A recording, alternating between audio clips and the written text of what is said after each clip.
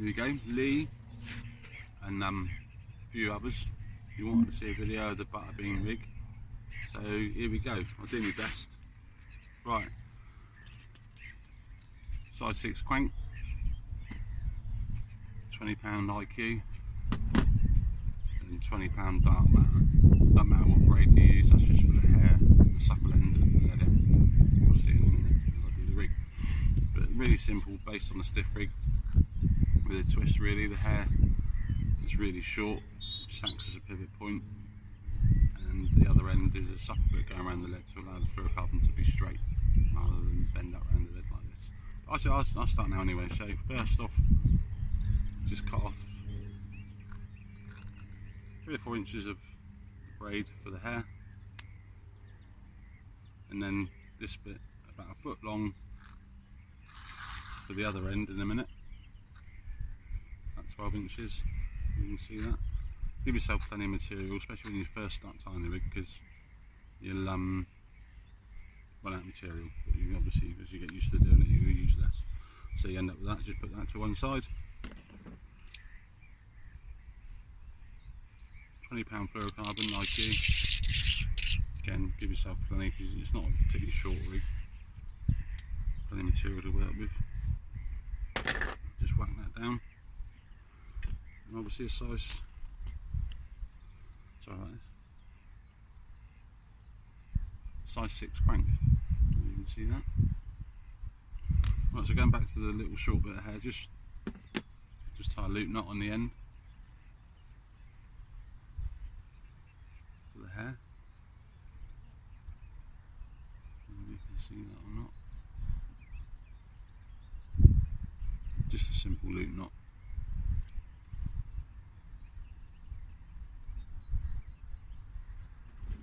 My eyes aren't brilliant, so I'll just fish it out with a blank needle. There you go, tighten it down, trim off the excess. So you're just left with that braided hair loop ready for the rig. Right. Get the hair hook, and then this bit's quite important now. Thread the hair through. Thread the hair through the back of the bait, like the hook like that. Pull it out, so you're left with that. So I just basically, you can put a boulie on first, and then obviously you get the correct length of the hair because you want it really tight, literally a millimetre, maybe 2 at the most. So rather than actually be a hair, it just acts as a pivot point for the bait. So I've obviously tied loads up in the past, so I guess it because I use the same size hook baits all the time. You just pull the hair down to judge it, obviously allowing for the knotless knot to go down to secure the hair in place. So you end up with that before you do the knotless knot, about that length. And then always leave a little, when you cut the tag end of the hair off here, leave it about yay long, because that, when you do the knotless knot in a minute, is going to fold back down there and act so the hair doesn't pull out. So that's going to be like that. So when you've done that, your IQ, back up through behind the hair,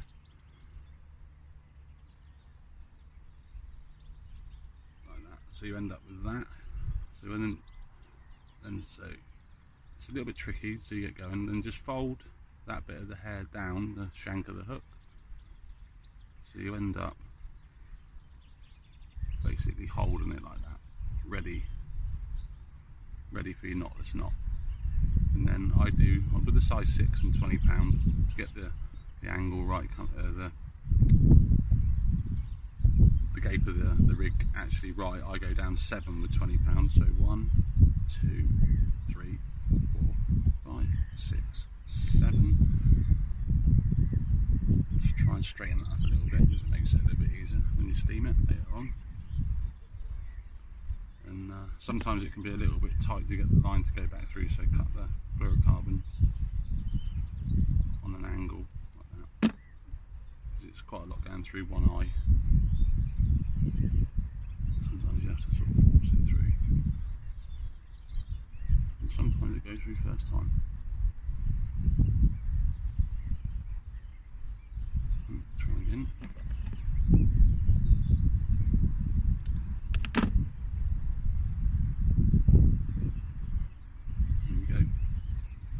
pull that back up through.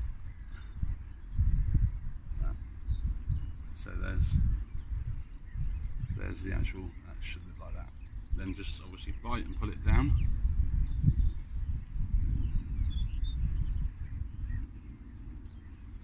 And you end up with that.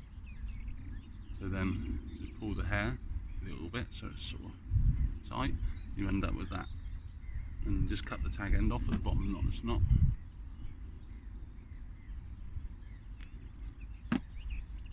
Actually a little bit shorter than that, but I'll keep it like that. So that is actually the business end, and this hair is really short, so you'd end up with a hair probably about that length. Right, so that's that end. So it sits really aggressive.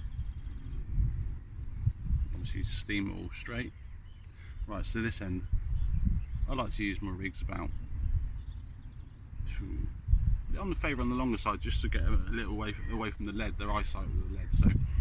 So I normally go about 10 inches. So just fold that over. This is an all bright knot, I think it's called. Just fold that like that, and you end up with that. So then there's the bit you cut off earlier, the braid, through there, down through that hole. Give yourself plenty of room. And that bit's the tag end for the other bit, where you can have a loop in this bit in a minute to go on to your quick change swivel link. Right, so the all bright knot, so you hold it like this. Sorry if you can't see very well.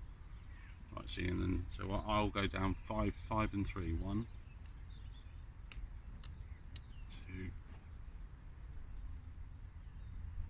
3, 4, 5. You can go more, whichever you prefer.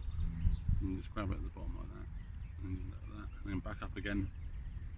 1, 2, 3, and then come back round for a 4th. But that's entirely up to you which you prefer. Put it down slowly, and then grab the other one which you're going to keep.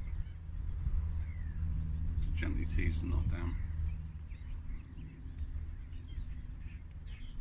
It's not the tidiest, but it's fine.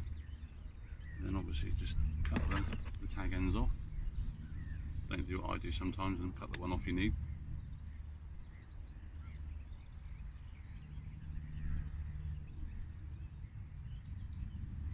So that then just creates a suckle bit, which I'll show you in a sec, to go around the lead.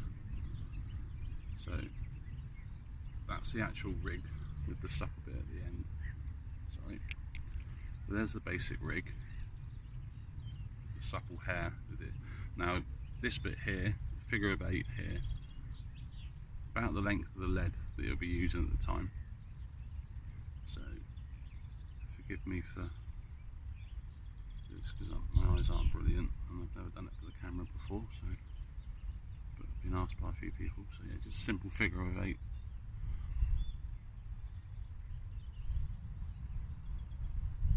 Again, just push it out, and then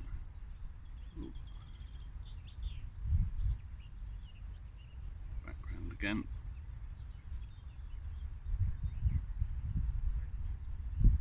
Bit fiddly. But yeah, that's the basic idea.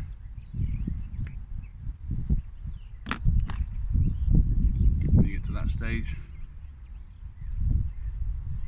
give it all a good pull, and then tag on, and then cut the tag end off. And there you go, that's the actual butterbean rig itself in its entirety.